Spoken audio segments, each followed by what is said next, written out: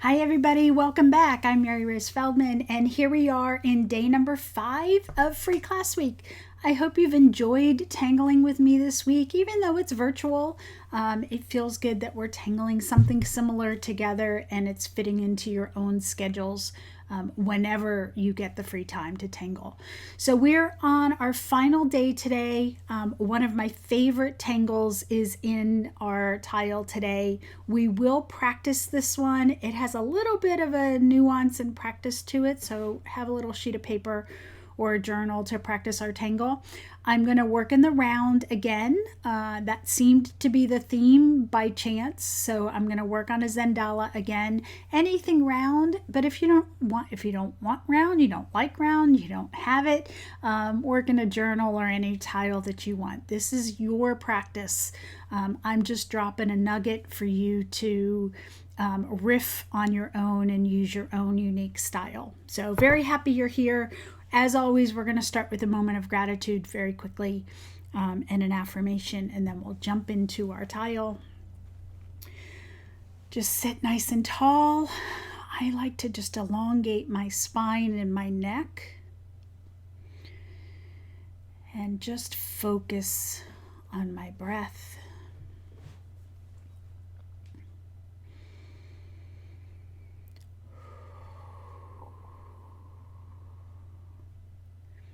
And just settle in nicely. We're bringing our senses together. We're honoring our surroundings. We're acknowledging how we feel. Sometimes that's excited and sometimes that's worried. No judgment. Just acknowledge. If you're sore, if you're tense, if you're anxious, no judgment, just acknowledgement and acceptance for now. It will not always be like this. A couple good slow inhales and exhales at your own pace.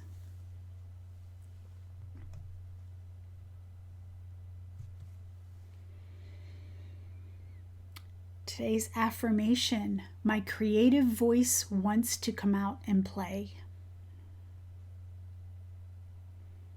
Have a moment of gratitude. Pause the video for as long as you need to transition into your Zentangle and mindfulness practice.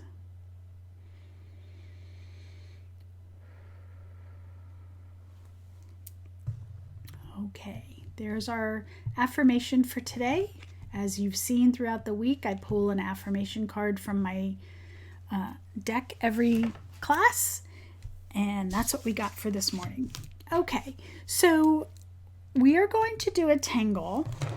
As I mentioned, I think in a previous video, it seems to be Helen Williams week. Not by design at all, I didn't even notice it until I started recording. So this tangle is called Stack 'em.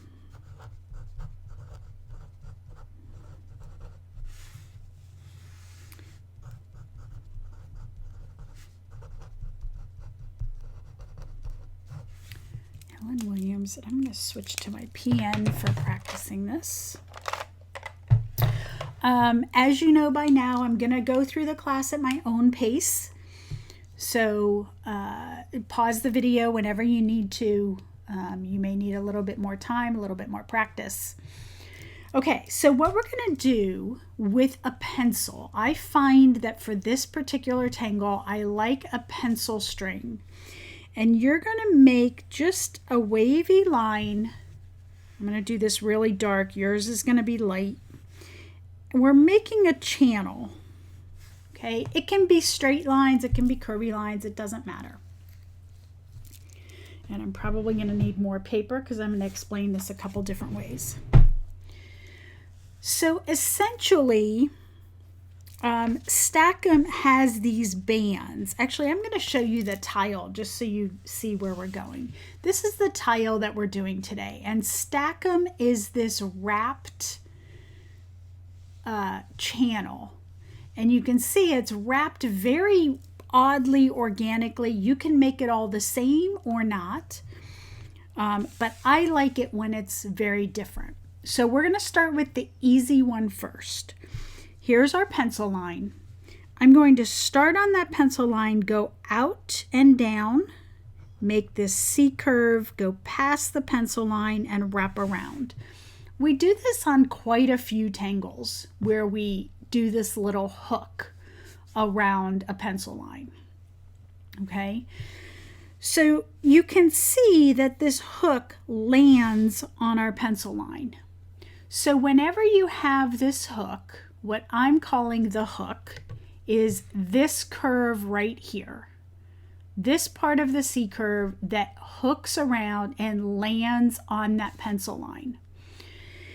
Every time you have a hook like this, it needs a line to land on.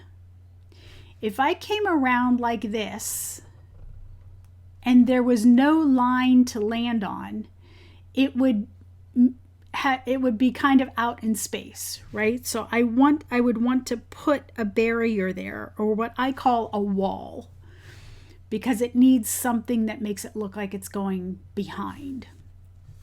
So in this case, when I do a C curve like this, I need to make sure that the line comes down so that it could land on it. There's 4 different C curves and S curves in this. So this is number 1. Okay. Number 2 is the mirror of that. So I'm going to C curve and go up. Okay, so in number 1, the hooks go up. In number 2, the hooks go down. So this is number 2. And when the hooks go down, I don't want my line coming up here. My line needs to go underneath, because my line needs to have that wall. That hook needs to land on the wall. So my line needs to go underneath. I didn't follow my pencil line there because my mind was talking. Okay, so this is number 2. This is number 1 version. This is number 2 version. Well, what if we got out of the C curve, right? What if I did an S curve? So to do this, I'm going to start on this pencil line. I'm going to go out, so my hook's on top. I'm going to S curve, and then my hook becomes on the bottom. So we have an S curve, not a C curve, right? So this is number 3. So in this case, the wall for my hook is here, but on the other side, the wall for my hook is here. And this will all make sense in a minute, what I'm talking about with walls, but right now I just want you to see what I'm talking about. Okay, this hook comes around and it needs a wall to sit on or to hit. It needs a wall to sit on. Okay, so number 4 is, I think it's this way. So what if we do an S curve this way? So it's going the other direction.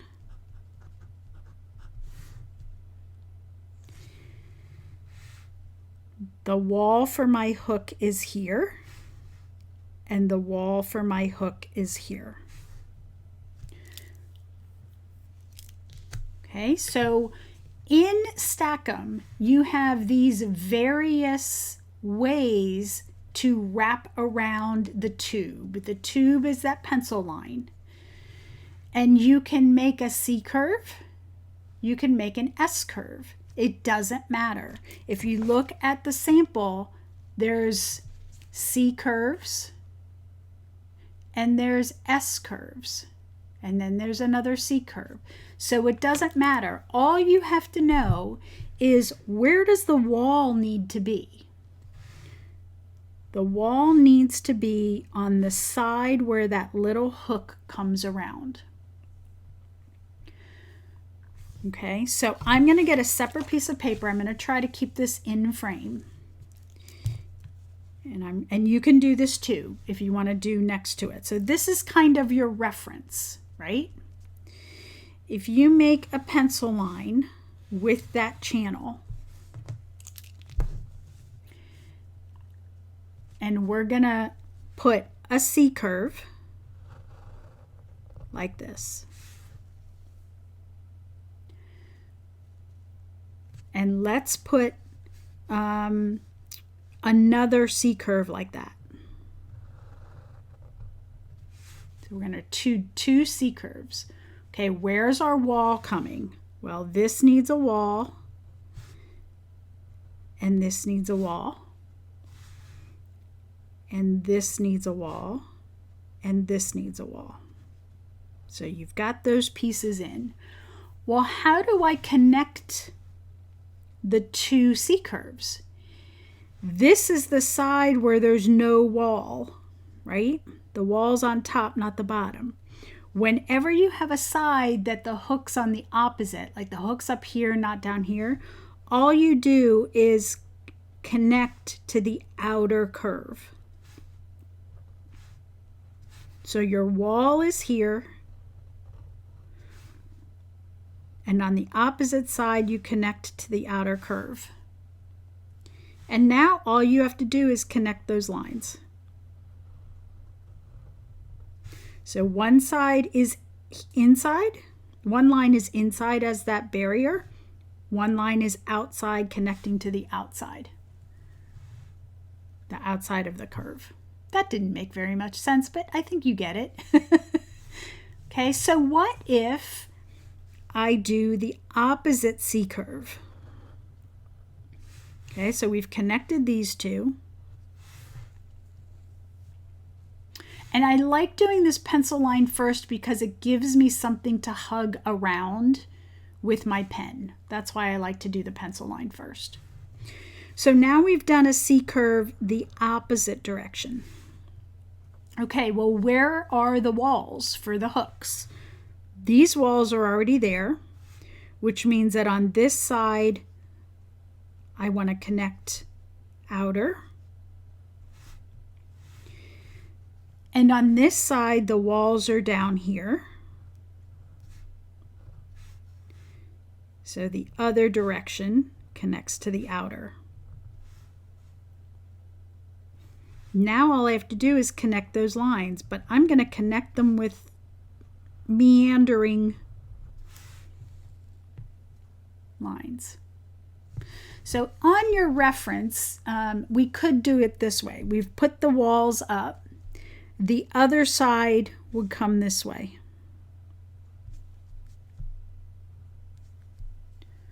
On this one, the other side would connect this way. That's probably going to be helpful to you. Down here, if the wall's here for the hook, then this side connects on the outside. Here's the hook wall.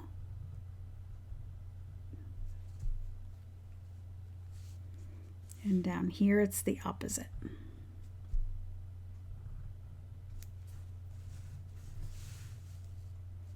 Okay, so all you need to know is where does the connecting point go? Is the connecting point inside the hook, or is the connecting point on the outside where that U-turn happens on the hook? That's all you need to get, and you have your little cheat sheet. And yes, you can come in and color in where those hooks wrap around to give you that depth.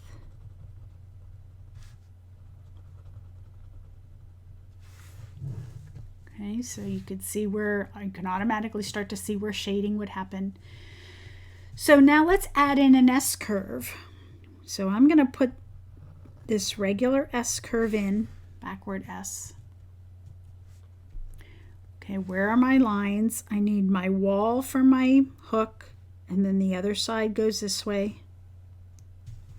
I need my wall for my hook, And then this side goes on the outer. And now I'm just connecting.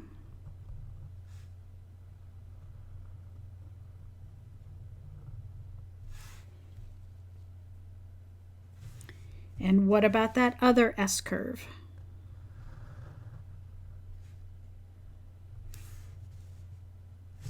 Okay, break it down. I need the wall for my hook, so the other side goes outer edge. Wall for my hook, outer edge. And once you have that, you can connect.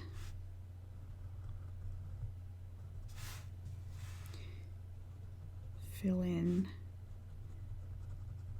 the spaces. And there you have stack 'em.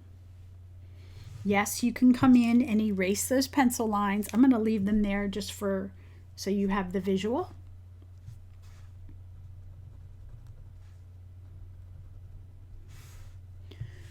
Okay, so the key to this tangle is to just recognize which side you're connecting on, inside or outside.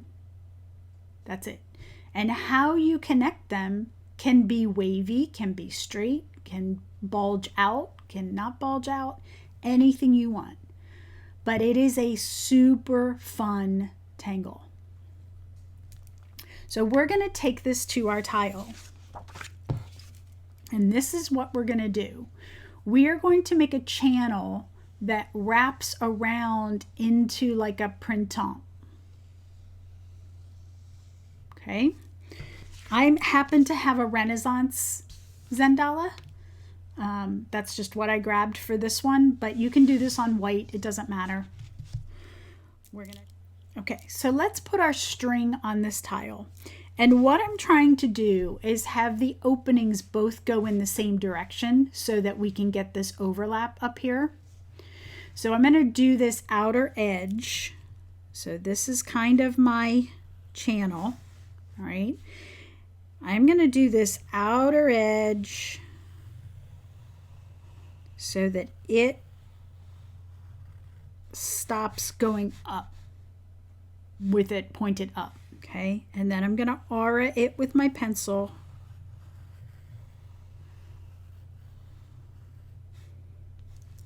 See how this opening right here and this opening right here are both going up.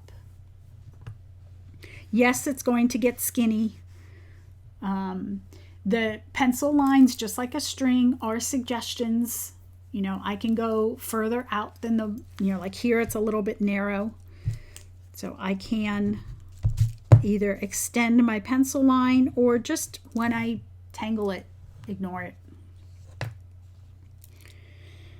All right, so pause the video when you need to do this and then come on back. I'm going to go to my pen. I'm working with an 0.5 micron. And at the top openings, I want this to be a C curve. Because that's where we're going to have our mucas come out of. So that I know I want to be a C curve going that direction.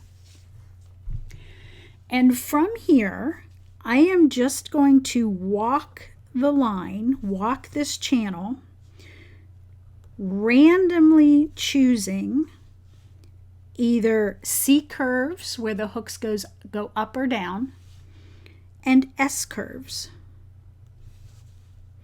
And I'm not trying to be rhythmic. I'm trying to make it different. Alternating, notice how I'm turning my tile. You're going to be on a curve at some point. Sometimes I'll do the same curve together. And I'm just wrapping around that pencil channel.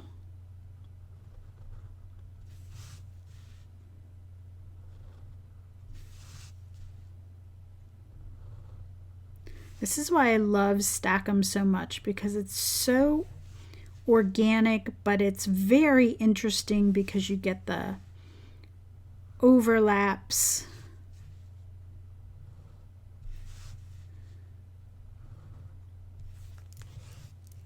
So it looks really weird.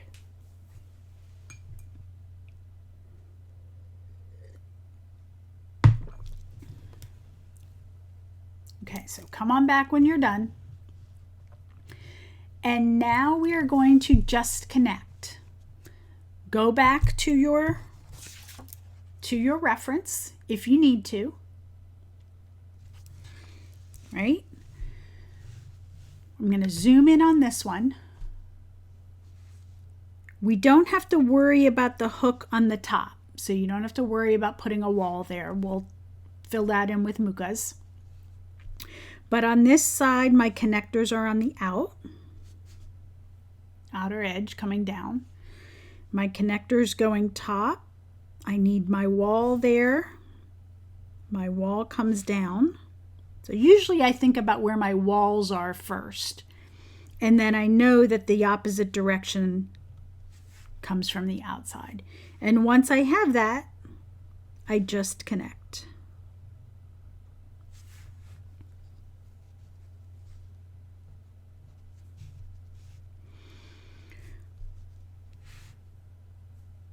And then work your way down, put your walls in first. If it makes sense, you can come through and just put all of your walls in. Work your way down if that works for you. And then eventually you will just be able to see where you're connecting.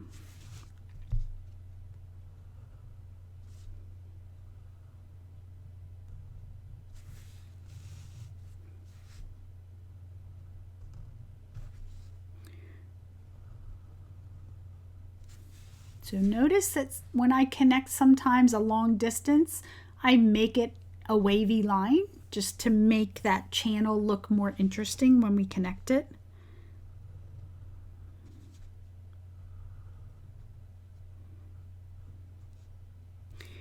As you get used to this, those barrier walls will curve in maybe, the walls where your hooks connect to. You may have a different way of thinking about this instead of the wall analogy. We all think about things differently.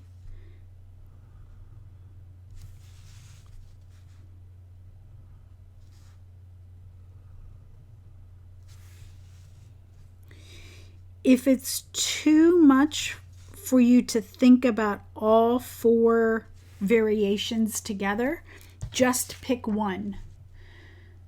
Just pick one, either the C curve or the S curve, and do them all the same. And you'll notice that if you do the C curve version, it's going to be very similar to Xander from Headquarters. And probably many other tangles that are existing out there with names.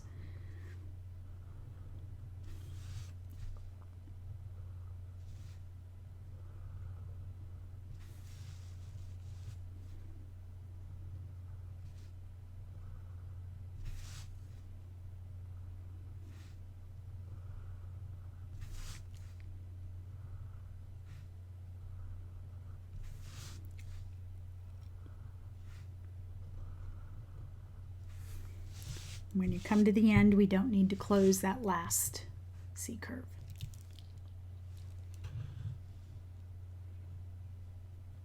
Okay, so I went through it relatively fast. I have done quite a few of these, so I can see where those connections are.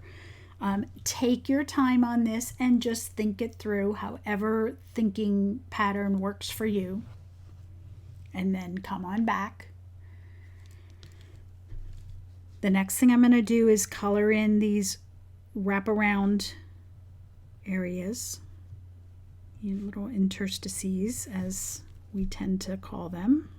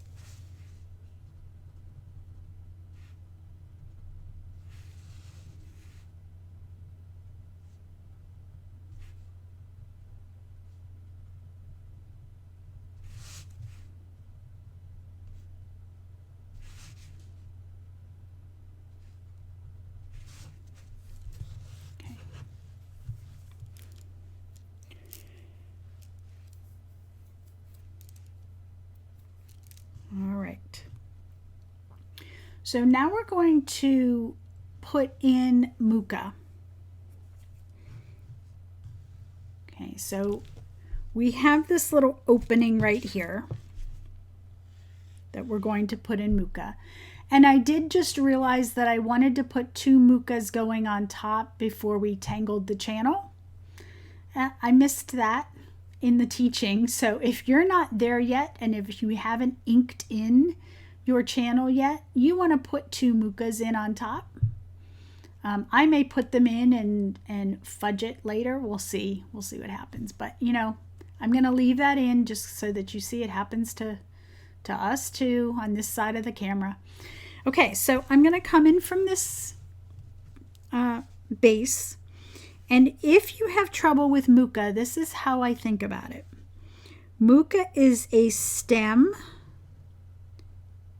an orb, and an aura.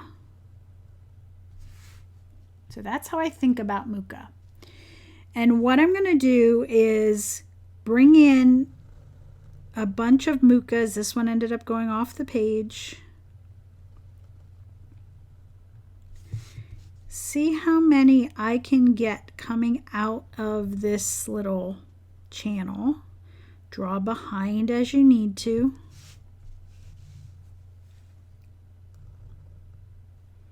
This tile is going very differently from my sample, so I'm just going to roll with it because that's how art is when you're doing originals.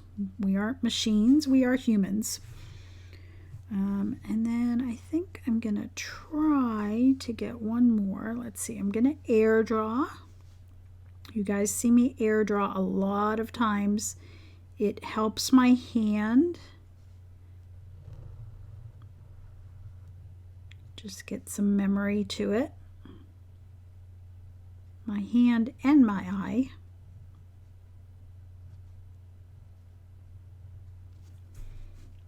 Okay, so I've got 5 Mukas there. That's good enough. And when I'm done with that, I'm going to look at this C curve that I have coming out, everything out of, and I'm going to connect it behind my little Muka pod there and color it in.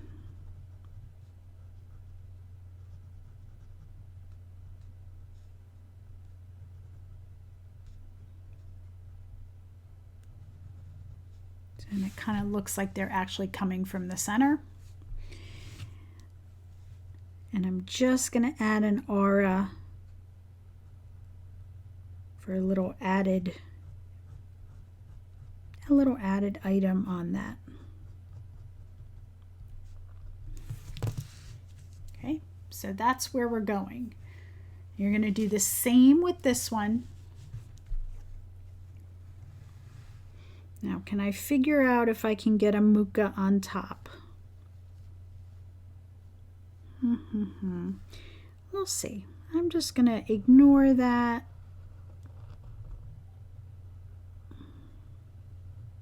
Maybe I can cover up that line, maybe not. I'm just going to let it go. And then this one will be drawn behind.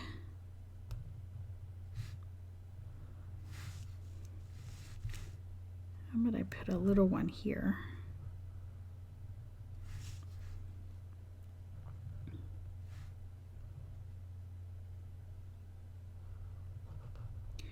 So when you're doing something like this, the more overlap you can get, the more your tangles can play together. And I always like when the tangles kind of interact with each other.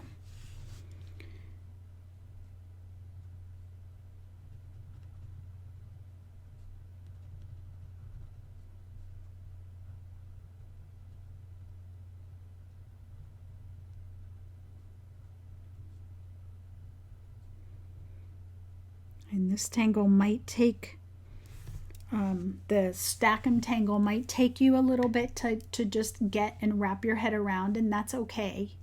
Give yourself grace and just allow that to happen.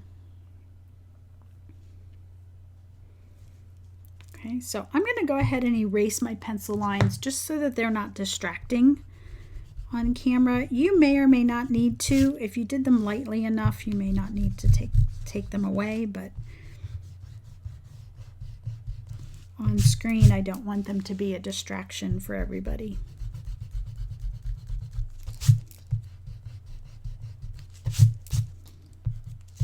Okay, make sure your pen lines are, your ink is dry before you do that. Okay, so the next thing is we want to put in some contour lines. So what I'm going to do in each of these pods is I'm going to come in and I'm going to start on that outside line and do a few flick marks. And you don't want these to be straight lines because we want to sell the illusion that this is a curve. This is kind of a tube type of thing. I'm going to also switch to an 03 just to be a little bit lighter. So on this side, I did a C curve, and on this side, I'm going to do a C curve. So you want these C curves to be in complementary directions. As if you were to draw a C curve this way, that's the direction of your hatching, which is what your hatching, your flick marks, whatever you want to call it. And I'm just going to work my way down. Press on that outside line. I'll make some shorter. Whoop, see, I didn't press very well. And this just helps our shading. You don't have to do this.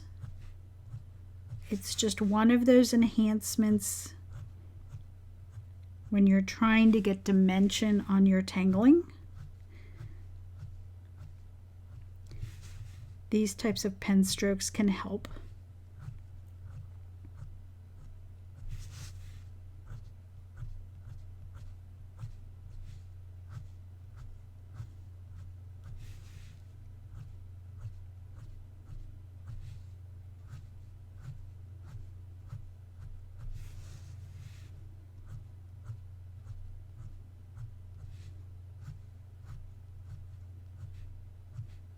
Oops, see, and I did that one in the wrong direction. Oh well.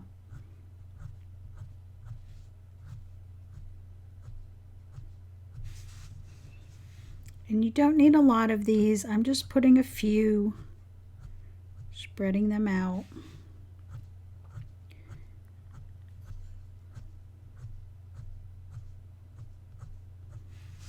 Probably shouldn't have put that over the Muka. I don't know what I'm going to do with that Muka. He's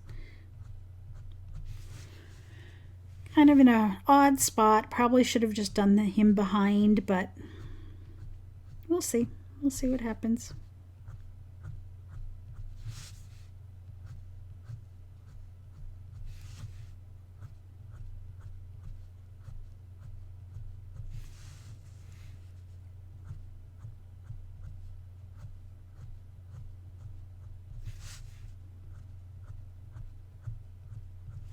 Very much just embracing our Zentangle no mistakes philosophy right now.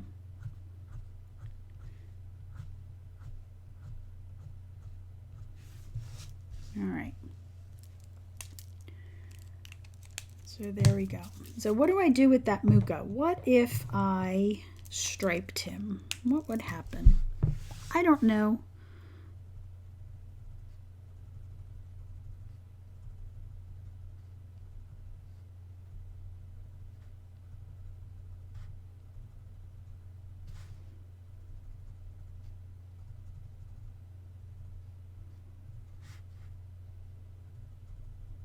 Make him a little bit of a striped Muka.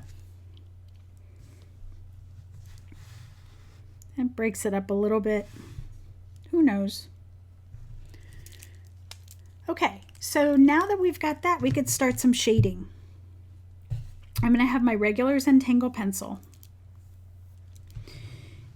And you can go overboard on shading with this. So I just want to caution you to have a delicate touch and notice that you have lights and darks. The first place we want to shade is right along the edge, right where you did the hatching. So I'm going to go all the way down and shade the side edges. So normally when I shade, I like the point of my pencil to go towards the darkest. So I know that this edge I want to be the darkest, so that's where I point my pencil. This way, when I shade, the point of my pencil is going into the area that it's pointing in the area I want to be light. But I'm not turning my tile so much just because I'm under camera. So normally I would do all the left side, turn it around, and then do all of the right side. I'm just trying to be energy efficient and conscious that I'm under camera and I don't want to be turning my tile that much.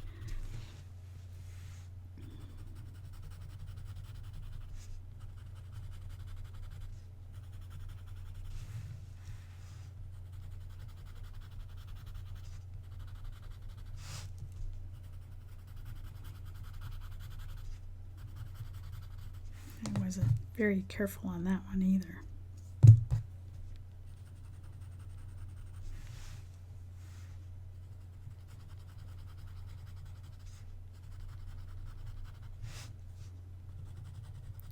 So this one I want to make sure I go behind that muka.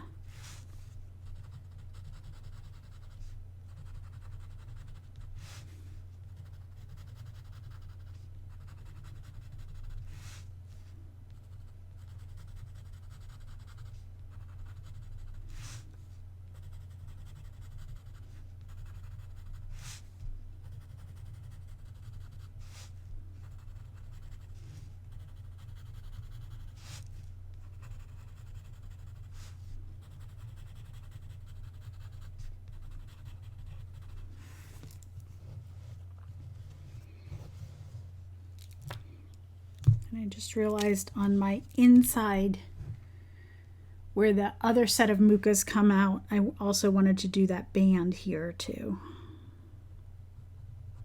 I just wanted to distinguish the end from the other areas.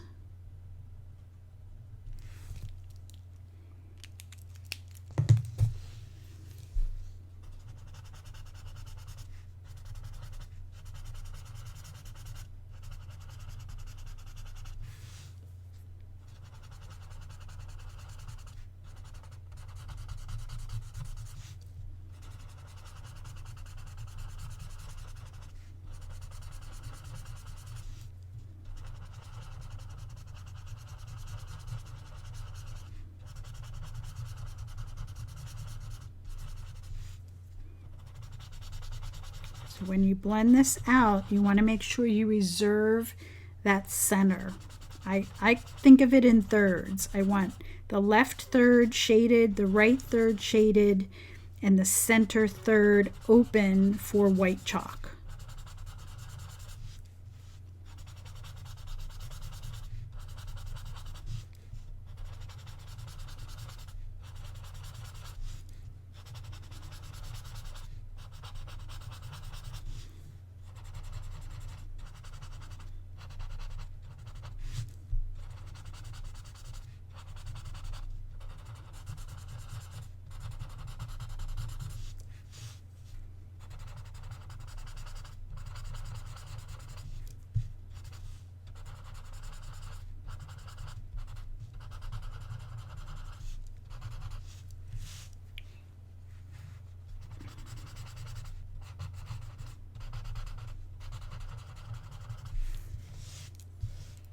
So we've got our sides shaded, and it's a little bit darker than what shows on screen, but I would go back and refine that a little bit.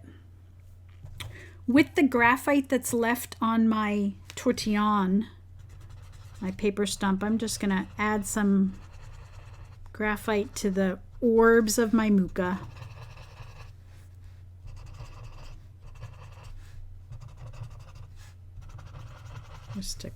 That also cleans off my tortillon just a little bit. Okay, and I'm sure everybody is still shading, so just give the video a pause and come back. I'm definitely not trying to rush, but I do want to keep the video at a reasonable size. So my next step is I'm going to shade the bottom of where the mukas come out of that little cylinder.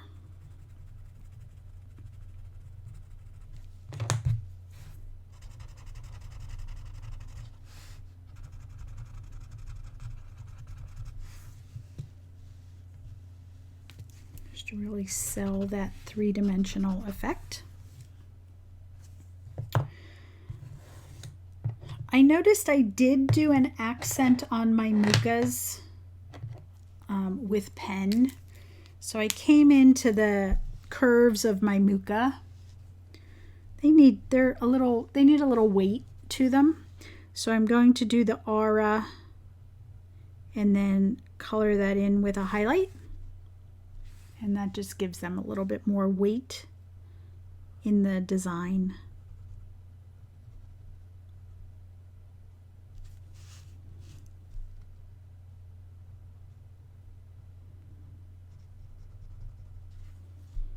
This one's cut off, so I'm just going to give it the illusion that there's some weight there.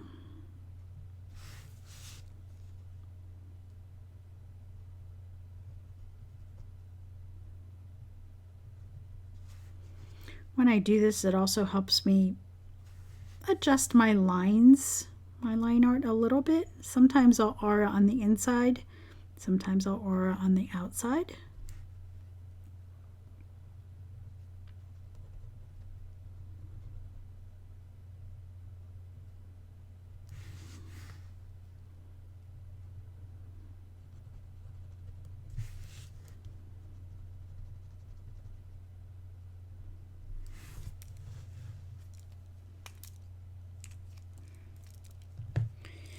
Okay, and before we add white chalk to this, I want to shade the overlaps of these panels because we want to give the illusion that this is kind of an articulated tube.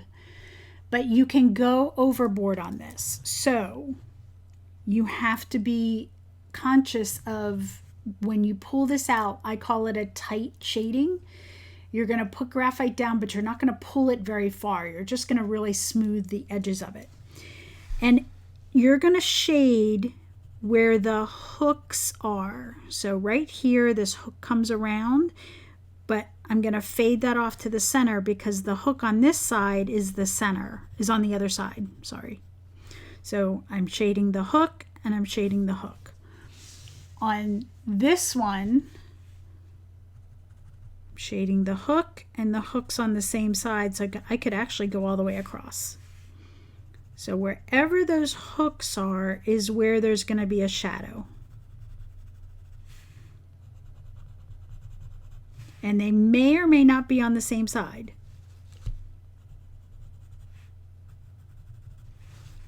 So I'm just walking around and I'm shading the inside curve of the hook.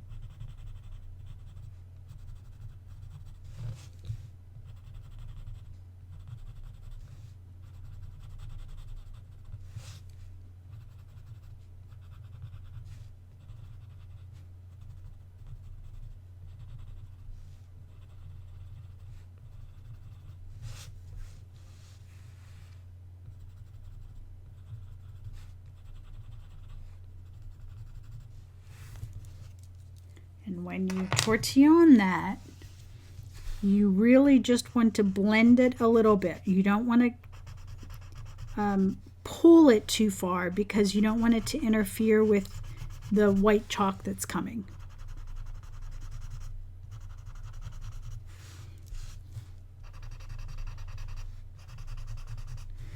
But it does add quite a bit of dimension to your piece.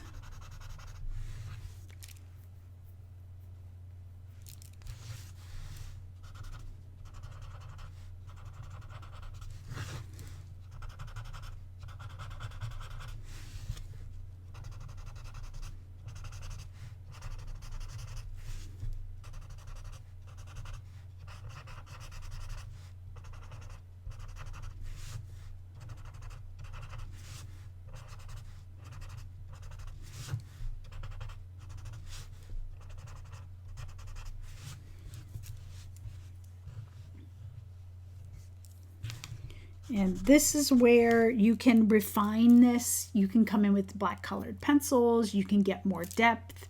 You can do a second round of shading. All of those details you can also add for dimension. But we're going to jump into white chalk pencil next, finish this guy up. You can do rounding before we add that white chalk. You can do rounding to your mukas. You can add different dimensions to things. You can add a border. All of those little accents, I think, you probably have ideas on your own, and I'd love to see them if you care to share your tiles. Okay, so I'm gonna add white chalk first to the little highlight on my muka bands.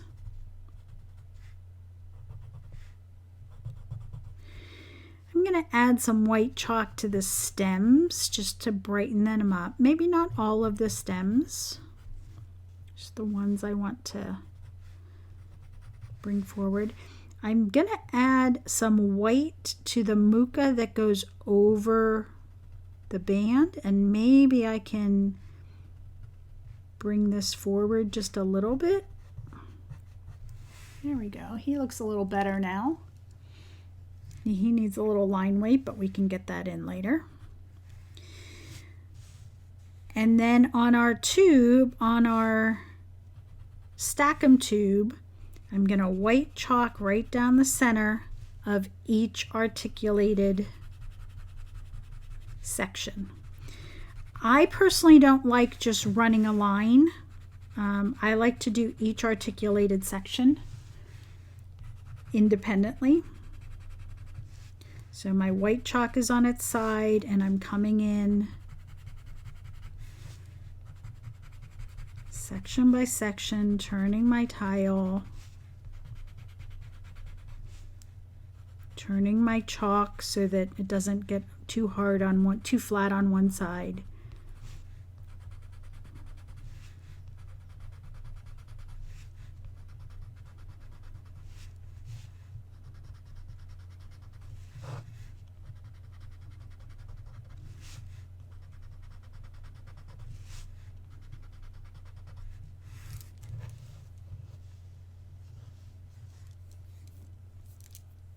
Okay, and then whatever you choose to finesse from there, lots of opportunities, but you get the gist of the Stack-'em Tangle and having these mukas come out. I actually don't mind the striped muka. Have never really striped a muka before. He does need a little weight on him though, so I'm gonna thicken up his line just a little bit and give him a little bit more power. So salvage that. I at least got one muka on top. Don't forget your chop. And to sign.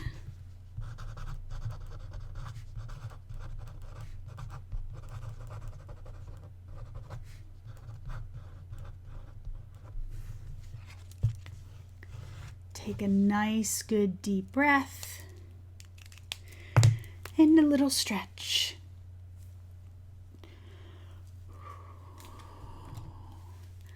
Thank you, thank you, thank you for joining me this week. I hope you had a good time, and watch for more free class weeks coming up later this year. Have a great day. Bye.